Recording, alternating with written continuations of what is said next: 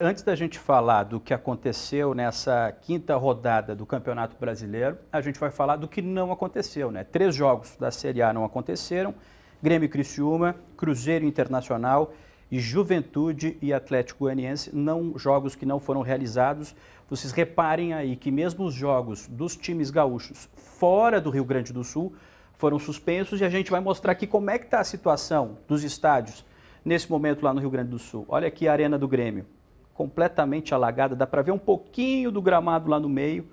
E o Beira-Rio, que todo mundo sabe, o próprio nome diz Beira-Rio, fica na beira do Lago Guaíba, que é um lago formado por outros rios, né, que abastecem a bacia hidrográfica do Guaíba, também completamente tomado pelo alagamento, pela água da chuva que foi descendo desses rios, provocou a elevação do nível do Guaíba e acabou invadindo. Essa é a parte visível que a gente vê, mas toda a parte debaixo do Beira-Rio está tomada pela água, enfim. E não foram só os estádios da dupla Grenal que foram atingidos pela enchente, os centros de treinamento também foram atingidos. O Internacional tem 2 centros de treinamento, do Parque Gigante, que é ao lado do Beira-Rio, um pouquinho mais em direção entre o Beira-Rio e o Guaíba, foi completamente atingido. O Alvorada também foi atingido, o centro de treinamento do Grêmio também foi atingido. Juventude, que é em Caxias do Sul, está numa cidade hoje isolada praticamente do resto do estado, o acesso prejudicado com queda de barreiras, rodovias que estão interditadas, então a situação está muito complicada. Houve uma possibilidade de transferir treinamentos e, quem sabe, até jogos da dupla Grenal para a UBRA, que é a Universidade Luterana do Brasil, que tem uma estrutura boa. Lá acontecem jogos das categorias de base, tem até um campeonato nacional importante lá, mas essa possibilidade foi afastada porque a UBRA está sendo utilizada também para ajudar os desabrigados.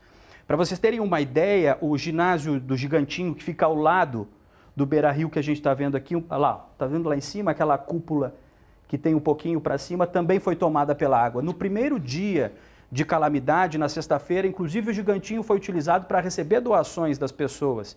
Foram quase 650 peças de roupas, algumas centenas de quilos de alimentos, muita ração para cães também chegaram lá, mas esse material precisou ser retirado de lá. O Gigantinho precisou ser evacuado também, ou seja, a estrutura básica para um time de futebol acontecer, que é uma estrutura de treinamento, o local de jogo, não existe nesse momento. Por isso, uma decisão acertada.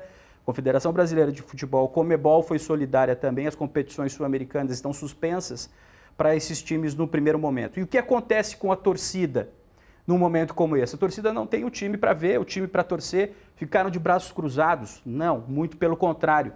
Essa foto aqui foi registrada, foi enviada para mim pelo pessoal da Embaixada do Internacional aqui em São Paulo. Se reuniram o pessoal do Consulado de São Paulo do Grêmio com a Embaixada do Internacional, o Consulado do Internacional também em São Paulo. Veja só, a foto muito bem representada com torcedores de Grêmio e Inter lado a lado, né? Todos aqui num momento de celebração da solidariedade também, é o que a gente está vendo nessa foto. E o que aconteceu? Eles estão mobilizando campanhas para que conhecidos possam ajudar. Tem torcedor, inclusive, que eu soube do Internacional, que está fazendo doação de camisas históricas. Ele tem camisetas históricas, está fazendo rifa dessas camisas para arrumar dinheiro para poder ajudar as vítimas das enchentes. E algumas doações, a gente tem um vídeo aí, olha só, o pessoal, isso é próximo a Faria Lima, é um comércio ali que foi mobilizado para poder juntar as doações, então essas doações continuam acontecendo, são várias campanhas. Isso eu estou dando só o exemplo de São Paulo, gente, mas o mesmo está acontecendo no Rio de Janeiro, em Belo Horizonte, em Manaus. Então, assim, as torcidas organizadas, ou membros de torcidas organizadas nesse momento estão fazendo a coisa certa, que é agir com solidariedade. A gente está sempre aqui criticando quando as torcidas fazem coisas erradas, mas eu acho que a gente está mostrando um exemplo positivo agora. Gremistas e colorados unidos para ajudar o Rio Grande do Sul na maior tragédia climática que já atingiu o Rio Grande do Sul. O Rio Grande do Sul tem algumas tragédias históricas, teve a questão da Boate Kiss, com mais de 250 vítimas. Agora, nesse momento, as enchentes estão vitimando 83 pessoas, mais de 100 desaparecidos, centenas de desaparecidos, centenas de milhares de pessoas desabrigadas, e o futebol não está dissociado dessa realidade que está acontecendo. Por isso a gente está abrindo o Joga nas 11 hoje, trazendo essas informações de solidariedade como um exemplo positivo e talvez como forma de trazer um ânimo também para as pessoas do Rio Grande do Sul que estão nos assistindo nesse momento. Eu sou gaúcho, então eu queria abrir esse Joga nas 11 deixando um abraço especial para a minha terra. A gente está aqui noticiando, dando as informações do que está acontecendo lá, mas não insensível a tudo o que está acontecendo.